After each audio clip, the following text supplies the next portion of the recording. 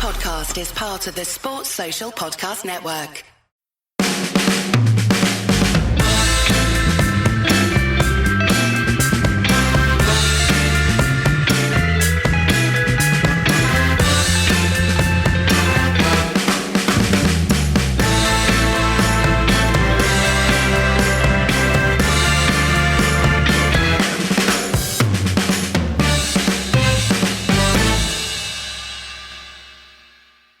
What did you make of that utter dross at Old Trafford?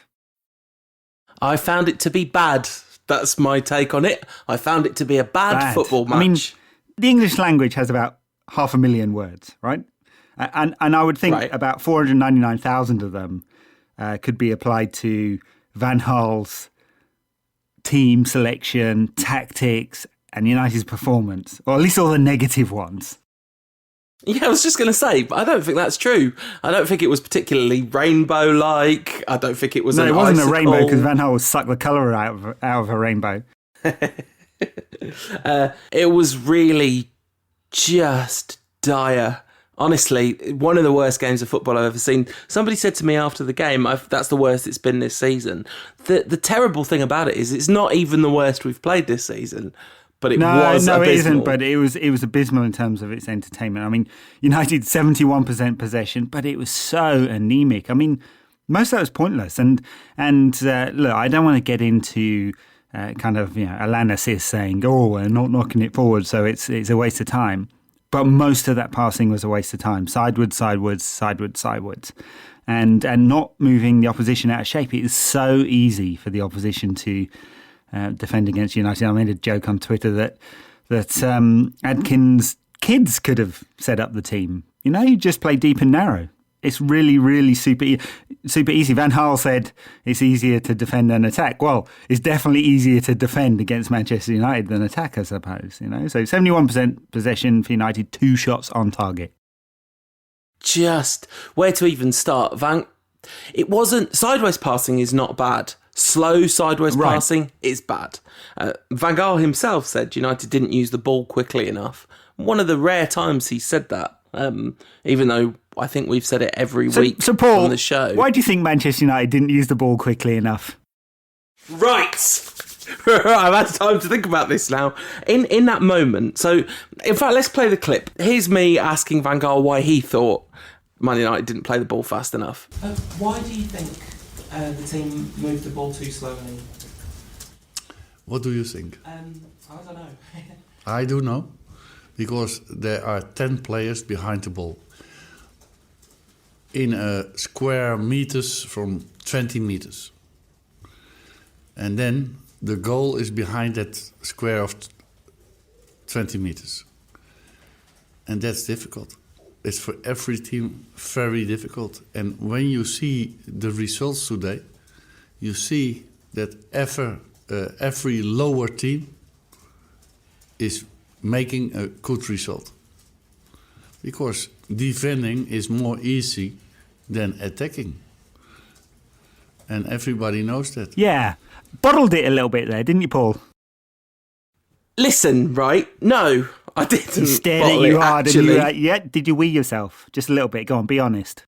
Not even slightly. No, you can hear my sort of, I kind of giggle after I say I don't know, because in my brain, in that moment, I thought of about 15 different things to say, none of which felt at all appropriate for the environment I was in. So yeah, I may have not taken the opportunity to say what I thought, but he wasn't genuinely asking me what I thought. He was either, I don't know if he was annoyed with the question, although he was pretty respectful. He wasn't he didn't have a pop in his answer or anything. No, it's just a very passive-aggressive way of putting you down, really. It was, but the thing about it was he then went on to answer it, and that was another reason why I didn't particularly want to be confrontational with my response, is because I genuinely... My purpose for asking the question wasn't to try and trip him up or anything. It was to genuinely try to understand why he has United playing like this. Because this is not the first time we've passed the ball too slowly to unlock a deep line defence. Like you say, Adkins' kids could have set it up. This was not a heroic backs-to-the-wall performance by Sheffield United. No, it was super easy to defend. No, I mean, the thing that really annoyed me, I have to say, got my ears blowing steam afterwards, that Van Gaal somehow pretended as if no other team has ever defended deep against United. A Division 3 team, League One as it's called today, or that United is the only team in the history of football to have ever had to play against a defensive team. He's gone from kind of having this brash confidence to it just being kind of curt arrogance, and I have to say I really don't like it. He's not once faced up to the failures of his team and his system.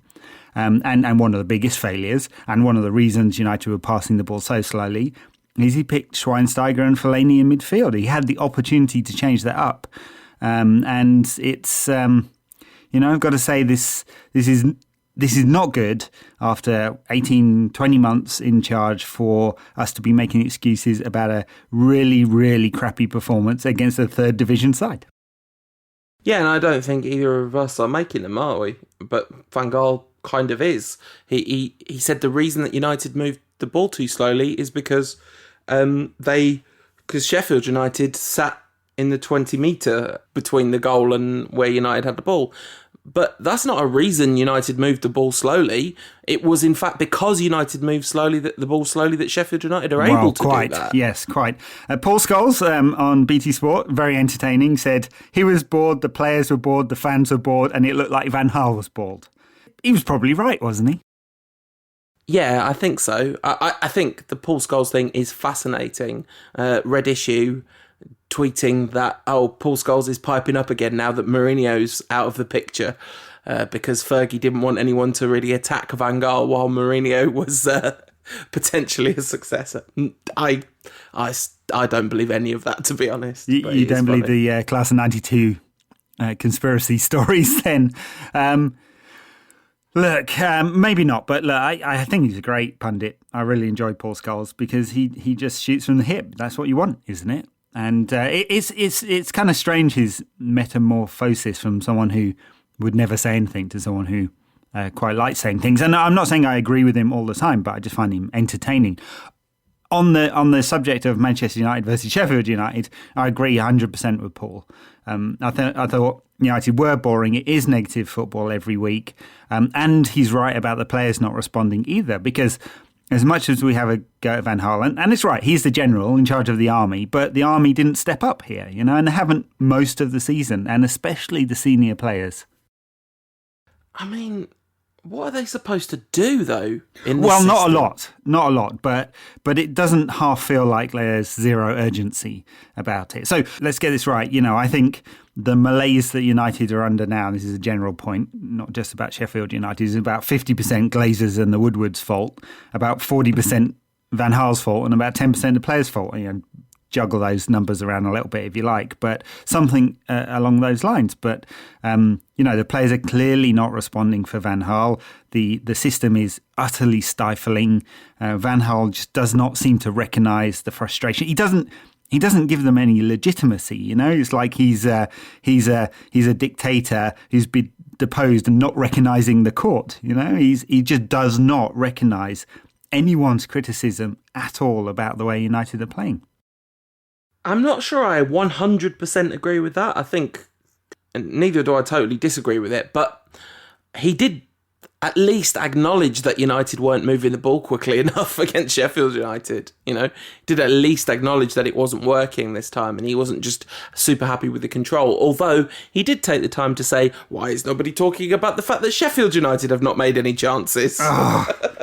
Maybe because they're a League One side. Third division, as you said, Ed. Third division, as it used to be called. Yeah, that was really feeble. Afterwards, he said he was asked about the January transfer window and whether United would buy anyone. He said it's very hard. I don't think so. It's hard to find anyone of our level. Well, I could give him about 11 Sheffield United players that are at our level. I mean, if he wants any of them, they did. They had 8,000 fans. They made a racket, and they did their team proud. What else do you expect? Yeah, I mean, this is the thing, and you know when Borough played against United in the Capital One Cup, a couple of Borough defenders played particularly well that day, but you wouldn't pick a single one of those Sheffield United players out and say, oh yeah, they really inspired their team and led by example and threw in loads of really important blocks and tackles and things like that. They just basically stood about, waiting for United to eventually muff it up. It was, as you say, so easy. I think United is a classic team that waits for the other team to make mistakes. You know, not even a counter-attacker. Yeah, United don't counter-attack at all. In fact, they slow it down through any counter-attacks. There was a couple of examples in the second half where United did counter-attack, and obviously it didn't happen very often because of the nature of the game. And you really want to go from box to box in about 5 or 6 seconds, and it was taking United 15, 20. And it's just, it's not going to cause anyone any danger at all. And Sheffield United were able to regroup every single time. And so it's, we're not waiting for the counter-attack. We're not overloading at all in any position. And we're just waiting for the opposition to make a mistake. And eventually they did. In the 90th minute, a very poor tackle on Memphis. And United got very, very lucky. Exactly. They were within, a minute of running out of time? Because it wasn't the 90th minute, was it? It was like 92nd, 93rd right. minute. It was well into injury time.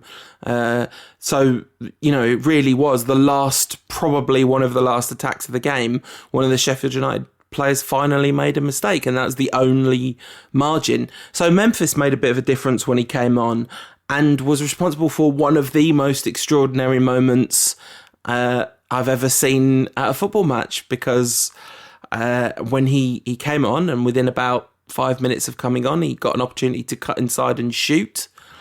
And when he did, there was like a round of normal applause, which suddenly turned into this like deafening racket of ironic cheers at the fact that United had finally had a shot. Loads of people standing up and cheering just because it was to express how ridiculous it was that in the 66th minute, I'm pretty sure that was United's first attempt on goal in the second half. Yeah, I mean, Memphis was very bright actually. Good for him. It's one of those double-edged swords, really. I mean, it's great that he's had a good game, and he's got so much talent. You want to be able to extract it, and he could cause opposition players a lot of problems. But every time he comes on, he's really good. He's kind of marketing himself out as a substitute, isn't he? Yeah, I mean, that's what Lawrenson called him on Match of the Day. Yeah, Lawrenson called a few people a few things on Match of the Day. He did. But yeah, the other thing is, of course, it's another time when Memphis has played well against really, really bad, meagre quality opposition, which is another kind of repeated factor in the games in which Memphis has made a big difference. So that's a bit of a problem too. But he was really bright, and he made a big difference. And, Van Gaal was talking about, he kind of went on to say in that press conference, well, of course, what you need against teams that play like that is width. And we're playing Juan Mata on the right wing, but he's not a right winger. It's like, you look around going, we're not doing that. You're doing that. It's you that's decided to do it. Nobody said you got to play Juan Mata on the right wing. There's loads of players in the squad. Pereira, Lingard, Memphis, Martial. You could easily make up a team with pacey players in wide positions. Yeah, and where there wasn't pace was in midfield, and there really wasn't. And they were both bad. In fact, well, I mean, Herrera was all right, wasn't he, for an hour or so? Loads of people absolutely slating me for saying he was all right yesterday. I don't think he was bad. I don't think he was great. Mata had a very poor game, I thought. He just wasn't in it at all. And, and I guess, the Mata substitution made a lot of sense, actually, to get some width and pace in wide areas. Memphis made a big difference. Lingard, sort of, didn't really have quite the same impact, did he? So United did have to change it up. And by the end, Fellaini was trying to push forward and basically playing as number 10, wasn't he? And it was down to plan B, or was that plan C? I don't know what plan number taking off Marouane Fellaini for Andreas Pereira and playing Pereira as part of the midfield. Yeah, well, that was pretty odd too. And then Rooney scored. And I don't think there's any doubt about the penalty, is there? Caught him right on the shin. And then Rooney scored, and he scored 2 and 2. Does that mean the big man is back? Well, I think it's very good that he scored that penalty because it means there's no replay. And so we don't have to watch another Man United match that's not on the schedules. It's going to be difficult enough watching the ones we have. You could stop after before not on the schedules. Yeah, we just didn't have to watch another Man United match. Why make us suffer an extra game this season? Exactly. The only better outcome would have been a Sheffield United goal, and then United wouldn't have to play any more FA Cup games. No, I kid, of course. I was very pleased that United are still in the hat. Well, look, let's FA be Cup, serious. It's the only silverware United can win, because there are a lot of very, very good sides in the Europa League. I do not give United much of a chance of winning the Europa League, honestly, especially when, they have to go to some tougher sides and actually maybe score goals. It's obviously a bit difficult. The league is beyond us. You just don't take enough risks. Are going to drop points where it's unnecessary.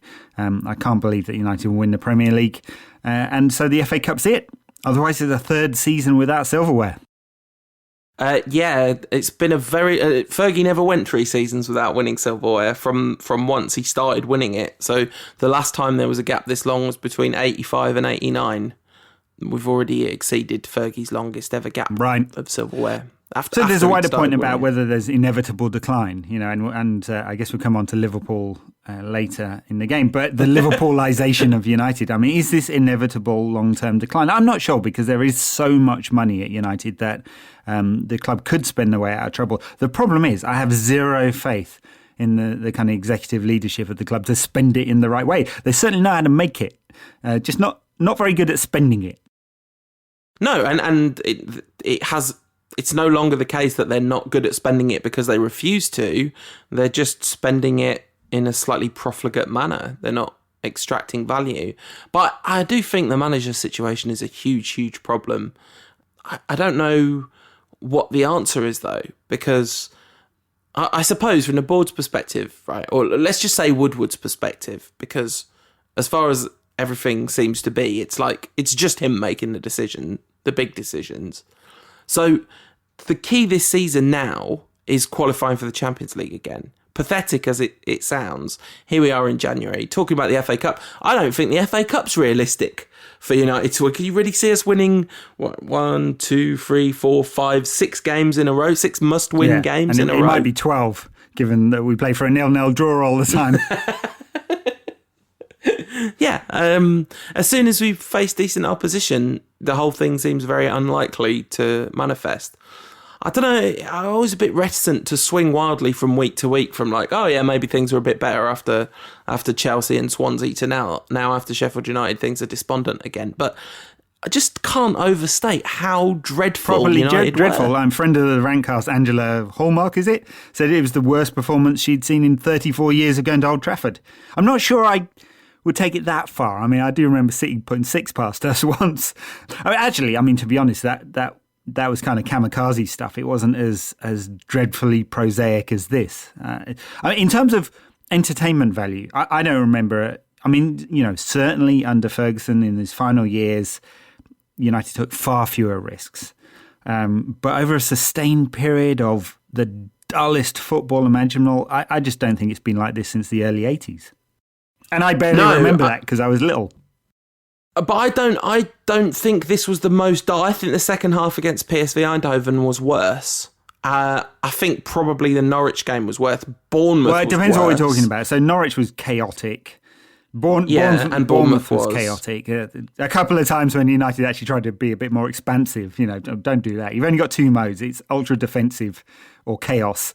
And PSV, you're right. PSV had the same kind of feel, though, that total lack of urgency. Yeah, exactly. Very, very, very similar. And I don't know, it's awful. It's awful. I was sat there, genuinely, the most interesting bit of yesterday, before Memphis came on, the most interesting bit of yesterday was watching the pattern that the rain made playing in the floodlights at Old Trafford. That was quite pretty.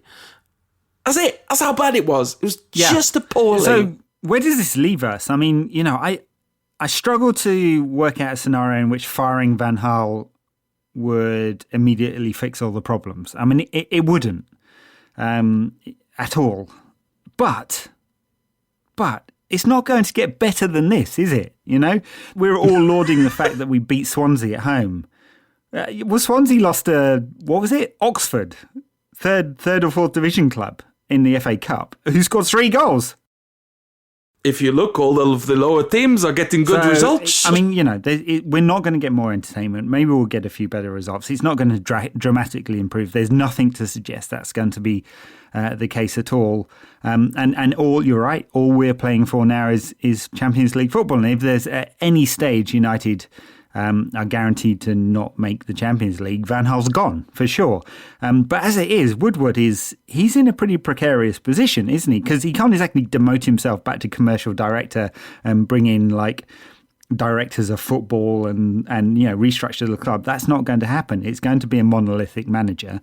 And if he goes 2 for 2 on bad choices of monolithic managers, that's pretty serious when it comes to an executive. Do you think that Moyes counts as a Woodward He was appointment? certainly part of the team, wasn't he? Sure, but you know, in terms of like managers, he staked his reputation No. I mean, I on. suppose they everyone tried to backtrack out of that afterwards. So at first, it seemed like a Fergie appointment, and Fergie tried to backtrack out of it, didn't he? But it does seem that, you know, the Glazers and Woodward, and maybe this, you know, goes to your point, that have, you know, sidelined Fergie afterwards. I mean, he has no say about anything anymore, as far as I understand, and you know, in a way, blamed him for the Moyes debacle. But Woodward was the CEO, executive vice chairman, whatever you want to. He was the top man. You know, he's the man who's responsible. Well, I mean, kind of, but that appointment he might have been nominally in charge by the time that appointment was made official or whatever, but it was all done with Gill in charge, wasn't it, still even? You know, so because it was all done the season before. You know, if you're an executive at the company, if you're a CEO and you get a horrendous set of results, which are miles off what you typically would have as at your company, and it's a total disaster, and you chop 25% off a major income source because of this disaster, you get fired. Yeah. So you know, maybe Woodward's protected because of his long-term relationship with the Glazers. He's the man who, you know, masterminded the leverage buyout and all of that. Maybe he's protected because of that. But I just wonder whether it's just digging United deeper into the mire. You know, he and, you know, this has become a little bit of a cliche, of course, but he and the rest of the board have just no kind of football experience, do they? I know how cliched that sounds, but you've got 6 Glazer children, a couple of ex-bankers, and a couple of non-exec independent directors who are, 2 of them are from the finance industry, and one of them's from ESPN and Media and Sport, and Woodward, who's an ex-banker. You know, the guy who's the non-executive independent director who was in charge of ESPN previously, he's the guy with the most sporting experience. The rest of them, none at all. And it shows. Yeah, I mean, it's showing at the moment, and it's showing in the transfer window. And I think the issue with appointing the manager, though, you know, it's interesting, the whole Ferguson thing, the statement from the club when Moyes was appointed said the board have unanimously approved the recommendation of Sir Alex Ferguson and to give David Moyes the job. So that was the language they used. But the Van Gaal appointment, I kind of feel like people don't want to hear this, but just because this is what's happened doesn't mean it was automatically a bad appointment. It could have worked out with Van Gaal. It just dramatically isn't right. I mean, out. You know, sure, there's the process you might go through and the due diligence that they appear to have done, maybe, you know, before Van Gaal's appointment, to say, look, we followed the right process in order to get the right man, and we did the research and blah, blah, blah, blah, blah. And then you absolve them of blame going into it. But the output's still a failure, right? And, you know, maybe that colours that in a different way, but ultimately this guy, Woodward, is in charge. It's his club now. And, you know, he's the top man. Apparently he phones the Glazers every day, far more often than Gill and Fergie did. And they have to make a few decisions other than counting their money. But it's his club, and ultimately he's responsible. So Van Gaal's failure is also his failure. Yeah, I think that's entirely reasonable. This whole conversation started with us talking about what should happen next. And the thing is, it's going to be a heck of a long 4-5 months if they don't sack Van Gaal, isn't it? Because we're going to have to sit through this over and over and over again, unless we have some sort of miraculous renaissance like we had in the spring last year. You call it a miraculous renaissance. It was 3 games, wasn't it? 4. 4, yeah. But yeah. And one of those wasn't that great. Awesome. So, I'm not sure where we go from here. I mean, he keeps his job because United won. I don't see that as being his Mark Robbins moment. Particularly, I don't think this is where all the glory comes from. At best, he's got 18 months anyway. So, he's a lame duck at the end of next season. If the players think he's likely to go in the summer, we'll see that. And in fact, we may be seeing it already. It might be that, they're just going to do enough to get to 4th place, but that's not going to be easy. Spurs are playing well. Leicester are playing well. Arsenal are playing well. City are playing sort of well. They're pretty good. They're pretty good, guess. Well, yeah, City exactly. So United too good not to fall out, not to get the hoping place, on Liverpool's kind of choppy time under Klopp continuing, basically, and then they're going to fight it out with Spurs for 4th or Leicester. Yeah. And if United lose out on 4th on the last day of the season to Leicester, Van Gaal should be fired. The traditional. Let's get the microphone and talk to the fans on the last day of the season. United play Bournemouth at home on the last day of the season, is it? Something like that. Bournemouth and West Brom, I think, the last 2. They should fire him on the middle of the pitch in front of everyone just to make it doubly humiliating. I don't know. I have no particular interest in seeing Van Gaal humiliated, to be honest. I'm beginning to grow in interest. Yeah, you've really, really, really turned on him in the last couple of weeks, haven't you? You've really hated the way he's dealt with this situation. Nothing's changed on the pitch. The excuses have just got bigger. I just think it is a bit weak, really. He's turned from being this kind of uber confident guy who's absolutely perfect, that confidence after the kind of devastation Moyes caused with his negativity, to being someone who just doesn't appear to recognise the faults. And I don't think arrogance is the way to get through it, and I'm quite sure the players don't either. And so, it's made me pretty angry. And it just gets to the point when you think, well, that's it, it's done, it's not going to get better. Failure is inevitable. It's not like United have 10 players injured right now. He has most of his squad to pick from.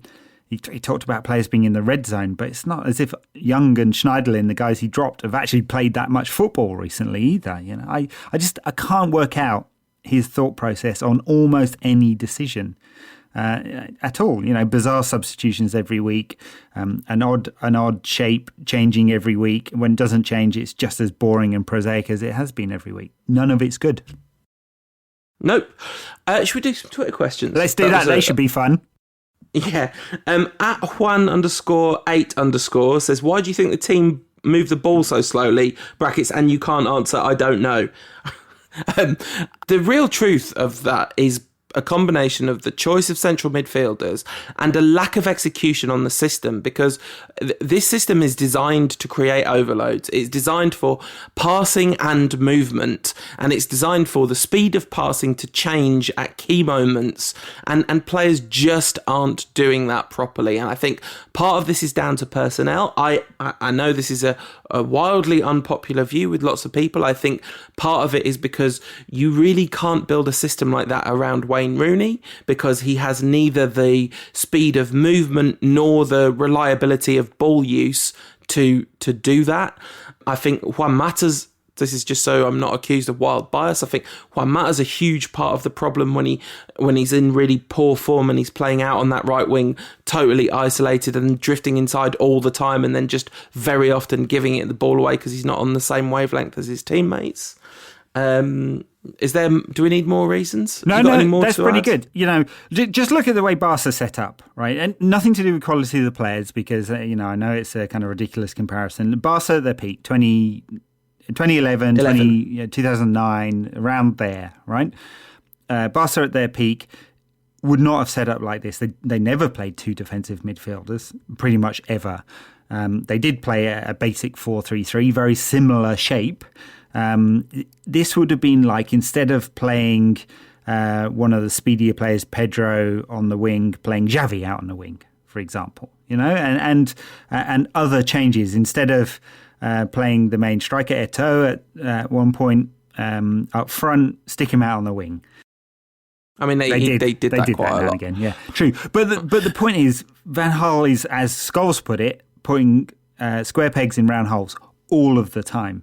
And when you do that so much, flexibility is great, but it's got to the point where it feels a bit intransigent, not flexible, the way that Van Gaal uses some players. What did he think, just as an example, he would get out of playing Marouane Fellaini in central midfield? What was it he thought he'd get? I mean, Fellaini has two qualities, the left elbow and the right elbow, and he doesn't even use those. So, and they're only useful when you put it into the mixer. Mata's out of position, Martial out of position again. We've talked about that being okay in a 4-3-3. As it stands there, not good. Herrera in his position and then hooked. The defence chops and changes all the time. The only player who doesn't get booted around the pitch is De Gea. The only one. And Smalling. United's two best players. Apart from Martial. Pele, as is known.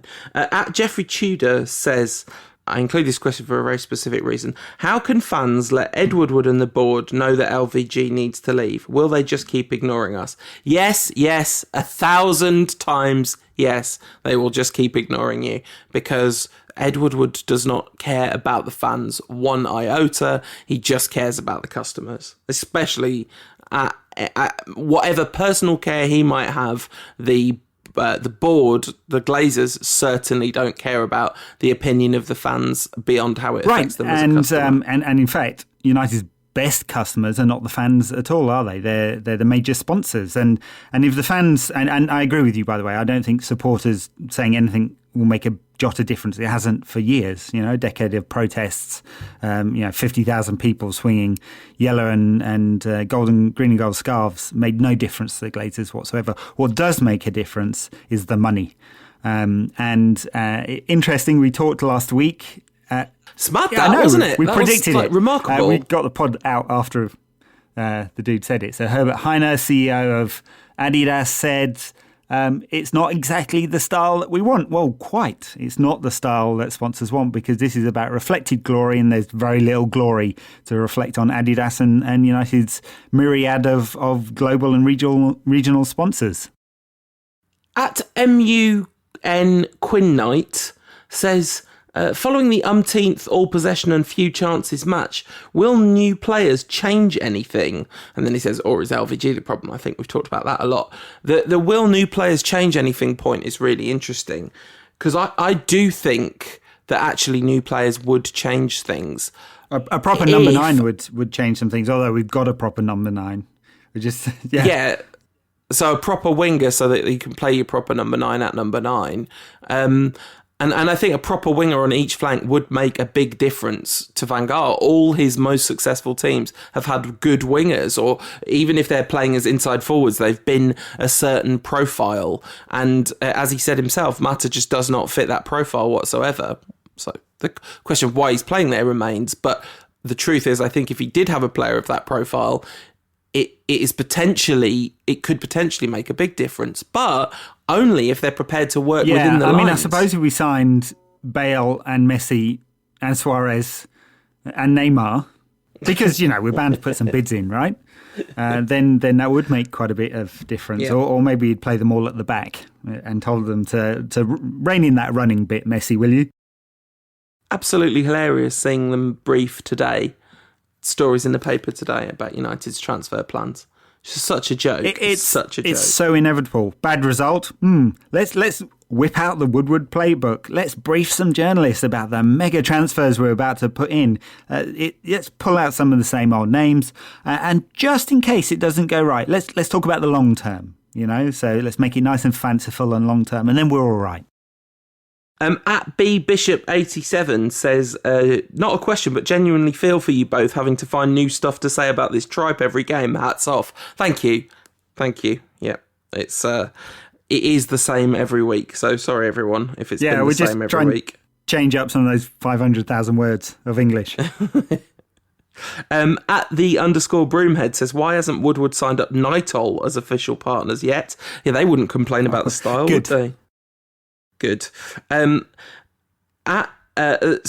at Rich Square Eyes said LVG says he needs pace and creativity, but does his current philosophy at the moment stifle it does, both? and I guess we talked about this before. I think he's compromising all the time. I think he doesn't trust his back four, and so he's built a system to retain possession and structure, and it's keeping a lot of clean sheets. He praised the fact that United got another clean sheet against Sheffield United. So, and when that breaks down, when United are a bit more expansive, whether it's by design from the manager or I don't know, players doing it when they shouldn't have done, it's a bit chaotic at the back. So maybe if he had some better defenders, touch ironic, I suppose, he would be freer to attack. We haven't actually seen it in 18 months, but maybe. At Echoing Quack said, I didn't see the game yesterday. Was it really that bad? Yes. Yes. Yes, yes, yes. Yes. Yes. Yes. Yes. Whatever it was really you've heard, bad. It was worse. At Sean KDLA saying, okay, this is a good one. Hypothetically, if we lose to Liverpool, Van Gaal LVG goes. Without any I never want to see the club lose bump, would you take that loss? Absolutely not. It's Liverpool. It's Liverpool. Never mind any other loss. I never buy into that. I want the team to lose. Even at the height of frustration with the Glazers and Fergie and the kind of feeling that somehow the club had to fail in order to get rid of these parasites. Didn't quite work out that way, did it? I never wanted the team to lose. So no, I don't want to, and my frustration with Van Gaal is that we're not winning, and we're not winning with style. Not that I want them to lose. So I kind of feel that we're approaching the end game. That might, we'll look back on it, I guess, in time. Maybe that was peak Van Gaal, and we're approaching his downfall. Maybe not, but no. United at Anfield, I want them to win like 8-0. Yeah, and that I don't think that's some random rampant top redism or anything. I think that's just a from the heart position. Talking of peak Van Gaal, 0.5 XG against Sheffield United, 0.5 XG against Sheffield United. I know I'd like to stuff that XG as well. I mean, that is Van Gaal's 81 crosses. At least, Gary _ sorry. At least that was half entertaining because you were hoping someone might nod one in. Someone did eventually, right? That's at Gary _ Dunn says, heading to Budapest in the morning. I have. Ever been before? It was very interesting, actually, Budapest. So you got the kind of Pest side, the old town up on the hill, which is really pretty, and it's a little bit touristy. You've actually got some parts of Budapest that feel like a classic Western European city, big boulevards, cafes, people sitting out and about, and some that feels pretty ramshackle. And there's the very amusing Stalin Park on the outside. It's a few kilometres, like 15 kilometres out, where they put all the old statues and paraphernalia of the Soviet era. Very interesting. At Forza United 68 says, what do you make of the Pochettino to United in the summer talk? Would you want him as manager over Giggs or others? Others, it depends who the others are, not Guardiola. I suppose I would take him over Giggs. I always think it's very, very, very difficult to pick a new manager for an enormous club, unless they're one of the handful that's already been successful at enormous clubs, because you don't know what the step up will do to them. It's always got a lot of guesswork. Yeah, completely agree. I mean, we don't know with Pochettino whether he would break like Moyes. I kind of get the feeling that he wouldn't. He's got something about him, hasn't he? His teams are dynamic. We certainly wouldn't be bored. Obviously he's the whatever the Spanish term is for Gegenpressen. That's what they do. Great quote about Giggs when United played Southampton. Was it? Yeah. Right. Yeah. And right at the end of the season where Giggs was in charge for the last 3 or 4 games, and he said these work their bollocks off, and that's very true. Tottenham are the hardest working team in the division. So he would probably be a good choice, but a super risky one as well, because he's got lots about him, but he doesn't have the trophies and he doesn't have the big team experience. No, absolutely, and the managing of the sort of super egos and all that kind of stuff. Well, much as we said with Moyes, he doesn't have the CV for it. Might feel a bit more positive about Pochettino if it happens, speculation. But he doesn't have a CV. No. So, and final question, at Joel Downings the world's leading subtweeter of the Rantcast. He says, "Hi Paul, what can you tell me about The Manageress?" The Manageress is an excellent television programme from the olden days, starring Sherry Lungi as a woman who becomes the manager of a Division 2 team and the trials and tribulations therein. Alex Ferguson was a big fan and showed it to the team on the team bus. I was a big fan. I haven't actually watched it since the 80s. So, does it stand up to time? It kind of has... Yeah, it kind of has that slight... I think it's all on YouTube. It has that slight... the pacing is definitely sped up a lot in television drama in the last 30 years. So it has a kind of pretty slow pace. But once you get into that pace, it's good. It's funny. There's some really good performances. You know, I looked through the camera on the set when I was little. It was very exciting. Yeah, there you go. So yeah, we've previewed Newcastle. Since then, they've lost. I don't think anything we said changes. 4 losses on the trot. They are dreadful. The odds makers have Van Gaal slightly less likely to be the next manager sacked, but still extremely likely to be the next manager sacked. And McLaren has become slightly more likely with the bookmakers. I guess that Tuesday night result will make a big difference to those odds. I'm not particularly optimistic about this one. They're dreadful. Well, but so are we. We are, yeah. They've been losing every game 1-0, basically. So they should suit us. Yeah. I mean, I suppose that would be a great result if United won 1-0 at St James's right now. I mean, basically, there are only 2 results. Well, there are 3 possible results: 1-0 to Newcastle, 0-0, or 1-0 to United. Yeah. Okay, I'm going 0-0, I think, after that Sheffield United game. And loads of players in the red zone. Schweinsteiger's done his knee, or had his knee done for him, more accurately. And yeah, that's... I'm extremely pessimistic about this game. Well, not extremely, because you're predicting 0-0. I mean, it's not like we're going to get a shellacking. No, we're not going to get a shellacking, because Newcastle are really terrible. There's another game immediately after that. Can we just pretend that's not happening? My favourite game of the season, United at Anfield. Awesome. The wheels have come off the Klopp bandwagon, haven't they, a little bit? Drew 2-2 at Exeter. Yeah. Imagine if Van Gaal had done that. The criticism we'd give him, actually probably wouldn't, because United would have scored 2 goals. And honestly, what top manager would ever heavily rotate a side against Exeter in the 3rd round of the FA Cup away from home and only come away with a draw? Oh, I do terrible. Indeed remember that. Yeah, so which Liverpool are we going to get? Because they've had some storming performances, beating Chelsea and City, and they've had some real stinkers too since Klopp came along. Yeah, and they have no players, which has got to be to our advantage. All their players are dead, not quite. Basically. Injured. No, not quite. Although, frankly, some of them might be better players if they were dead. Yeah, I don't know. I kind of... my brain is resorting to cliche. All I keep thinking is, they will be. Yeah, I mean, as always, Liverpool versus United. I mean, it's kind of strange, Liverpool versus United in a way, isn't it? Because neither team's going to challenge for much this season. And I guess at best, we're both playing for 4th.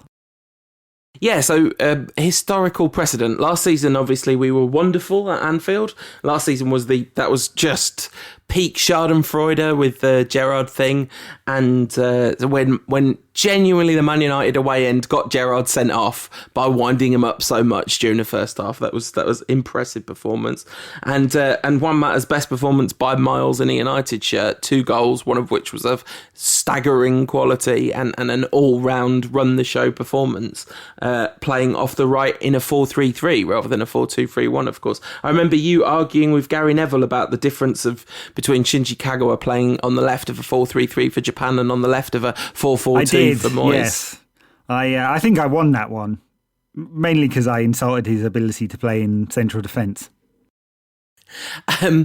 Although he's manager of Valencia and we're doing this podcast, so I'm not sure. Well, how really long is he going to be manager of Valencia? They lost 2-0 to Real Sociedad today, so he might be getting a boot before the end of the season.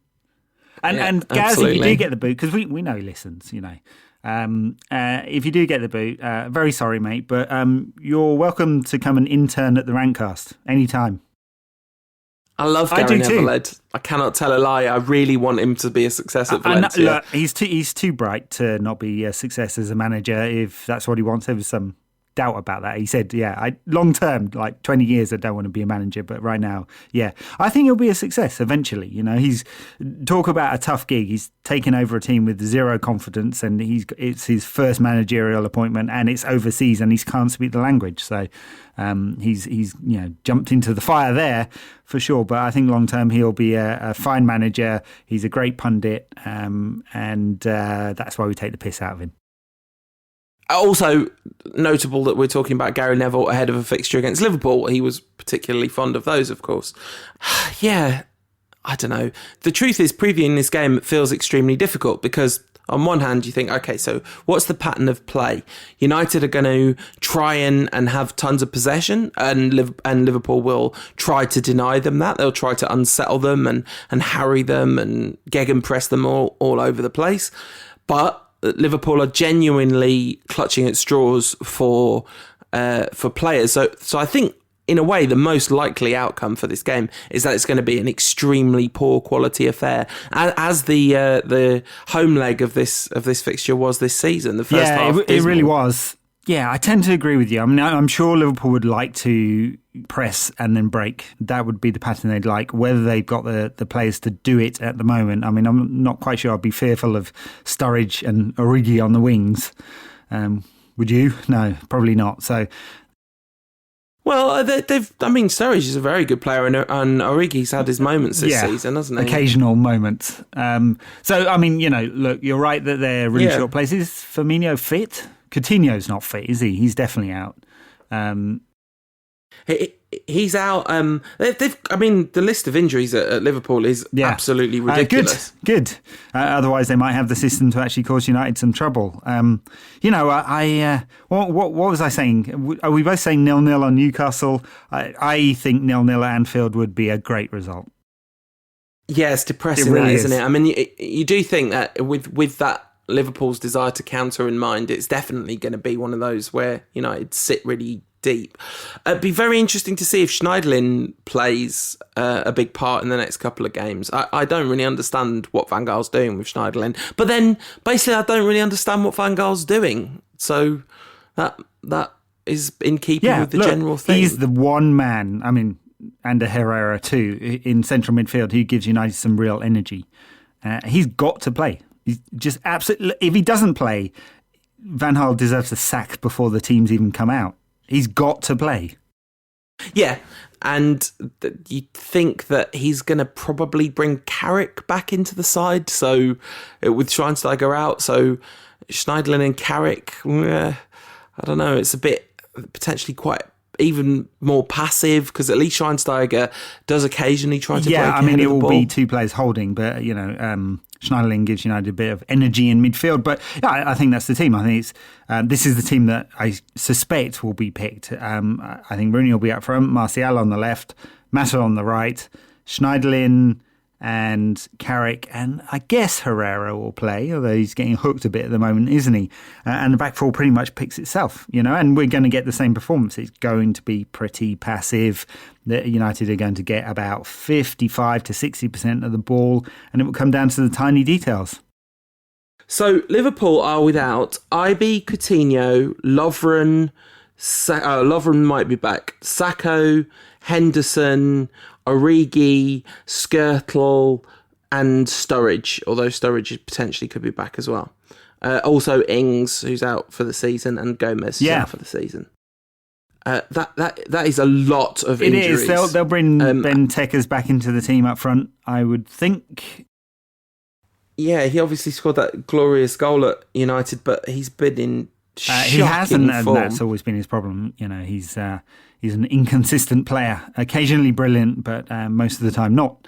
And I guess that's why United weren't prepared to pay the £32 million or whatever it took to bring him to United. But look, honestly, I don't think there'll be any surprises. I'm with you on the low quality of game, and it would really surprise me if United have an XG much more than 0.5.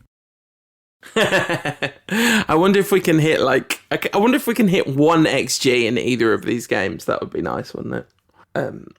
So yeah, all right. Well, there you go. That's about it for this week. I don't think we can carry on beating this dead horse any further. Anything that we've missed? I think we've said it all. We got some praise on Twitter for managing to drag this out. We've actually spoken for 55 minutes or so about utter dross. I don't expect it to get very much better over these next two games. We might get some good results. The performances aren't going to be wildly better. The best we can hope for is a Swansea-type performance. That wasn't that great. It was okay. I suppose it's all relative. I hope United win. I'm kind of suspecting 2 0-0 draws. Okay.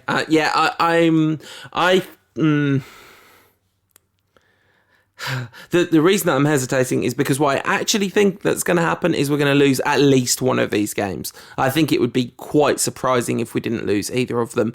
If we've got to lose one of them, I guess I hope it's the Newcastle United game, and then come back with the triumphant 5-0 win over Liverpool. There you go. That's my prediction. Wouldn't that be great? Well, in the meantime, you can get us both on Twitter if you want to hear us ranting about stuff. So I'm at United Rant. Paul is at UTD Rantcast. You can read Paul's excellent stuff on Bleacher Report and Max It and where else? Your YouTube channel. I think you've done 5 episodes of Paul's House now. Yes. Funny thing, Ander Herrera and Juan Mata did a sort of quiz.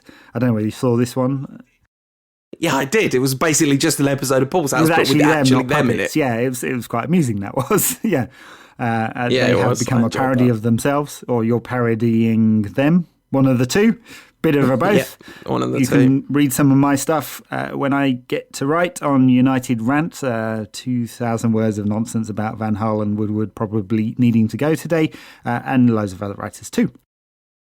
And Ed, you hinted at maybe there's a big piece coming out on United Rant in the next week or so. Is that coming? Are we ready, or are we holding? Because fire I know on the that club one? are waiting on this. Am I going to do 50 Van Gaal mistakes? Maybe. You could get there, right? You could definitely get there. I actually had to cut it down when I did 50 Moyes mistakes. Yeah, it's currently not better than under Moyes. That's the thing. It really has reached that point. It really has reached that point. And it's not better. And the only hope of it getting better is not based on any history from the last 18 months. It's based on Van Gaal's history. That somehow he's a bigger personality. And you've got to start asking the question about whether he's got it anymore. Yeah, and or I mean, for me, that isn't even really the question. It's more like, is this one of those Van Gaal disasters of which he's always had in his locker? Because that's actually, I'm not even sure it's that he hasn't got it anymore. It's that he's always had this. I think you're right, and I think the propensity for him to storm out is there, or to fall out with the chairman or whatever. But he's gets on very well with Woodward, and it's his last appointment. That's the only thing that tells me he's gonna hang on for as long as he can, and the incentives are there for Woodward to do the same. It's going to be a big few months. Yes, it for sure is. So we hope that it's a big week. Enjoy yourselves. Stay safe if you're going to that Liverpool game, and come on, you Reds, I guess. This podcast is part of the Sports Social Podcast Network.